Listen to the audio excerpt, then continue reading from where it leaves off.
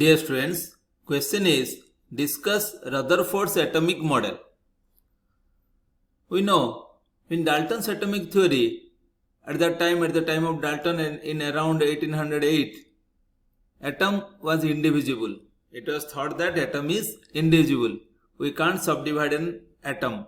But after the modern discoveries of Thomson, then Goldstein's proton discovery, scientists understood that atom again can be subdivided into electrons and protons. Then electrons are negatively charged and protons are found to be positively charged and their numbers are equal. Then they thought that there are two particles inside an atom, that is, one is negatively, two types of particles, one is negatively charged electrons and the other one is positively charged protons. And they started finding a model for the atom or structure of an atom. And out of that, Rutherford made a very famous experiment, that is alpha ray scattering experiment, and he concluded that atom consists of two parts, that is one part is central part is nucleus and around that electrons are revolving, that is known as extranuclear part. And how it had happened, let us see.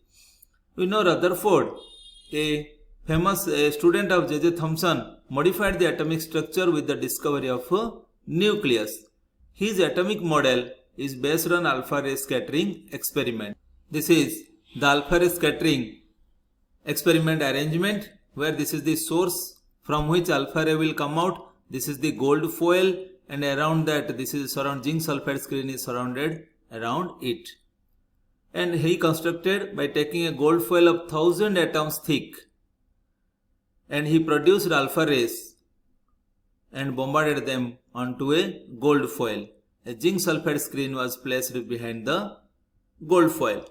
Then the observations were most of the rays went through the gold foil, making scintillations or bright spots in the zinc sulfide screen. You see here the zinc sulfide screen is this one, and when the particles, after passing through this gold foil, they struck to the zinc sulfide screen, producing a spot of light. So that is known as scintillation. Therefore, they produce scintillations in the zinc sulfide screen. Then the second one is a few rays got reflected after hitting the gold foil. You see here some very few rays, they got reflected after. They are changing their direction, so they got reflected after passing through the gold foil. And 1 in 1000 rays got reflected by an angle of 180 degree, that is called retraced their path after hitting the gold foil. Here you see this particle, for example, it is hitting and returning at 180 degrees. So therefore, he found three observations. One is most of the rays passed through the gold foil. Second one is few particles or few rays, they got reflected after hitting the gold foil, and very few particles they got reflected at an angle of 180 degree. That means they faced very strong repulsions. Then out from these observations he made conclusions that most of the space inside an atom is empty. For example, consider this as one atom. Now most of the space in an atom is empty. Most of the space, almost all space inside an atom is empty, because maximum number of alpha particles, they didn't face any repulsion. Then the second one is a heavy positively charged center is called nucleus inside an atom. Why he thought like this? Because some particles, they are facing a repulsion. They are changing their path. That means when a particle will change its path, if it hits a heavier particle on its path. Therefore here, since alpha particles are changing their path, therefore he found very few particles are changing their path. That's why he thought a very small heavy centered part is there inside an atom, which he named as nucleus. Now most of the charge and mass of the atom resides in the nucleus. He thought like this because very few particles, they are facing very strong repulsion. That's why he concluded that the central part is heavy, all mass is contained in that, and it has all positive charges, because alpha particle is positively charged and it is facing repulsion. Therefore it must strike to another heavy positively charged portion inside an atom. Then based on these conclusions, he designed his structure of atom like this. He told atom is spherical, atom is like a sphere. Then inside the atom, the small portion, that is the nucleus, where all charge and mass are concentrated.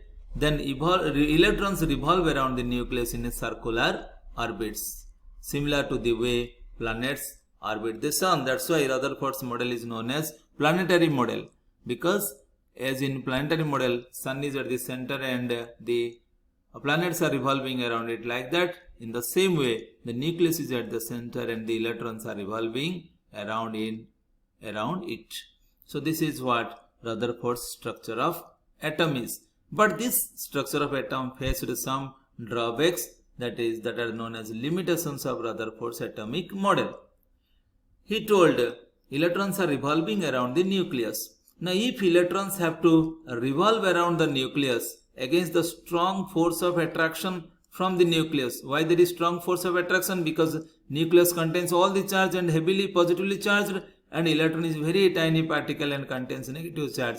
Naturally, nucleus will put a strong force on the electron, and therefore to revolve against a strong force, they have to spend a lot of energy continuously. If they spend a lot of energy, their energy will decrease and they will become weaker and weaker, and a time will come they will lose all of their energies and finally fall into the nucleus. Therefore, atom will collapse. Therefore, stability of atom cannot be explained by Rutherford's model. Again, here you see, after losing energy, the circular path of the electron is becoming spiral continuously and finally falling into the nucleus. Then if electrons continuously revolve around the nucleus, the type of spectrum expected is a continuous spectrum. But like our solar spectrum, it must be a continuous spectrum. But in reality, we are getting a line spectrum, or atomic spectra is a line spectra. Therefore, instead of getting a continuous spectrum, we are getting a line spectrum. This clearly shows that electron is not losing energy continuously. So these are the limitations of Rutherford's atomic model.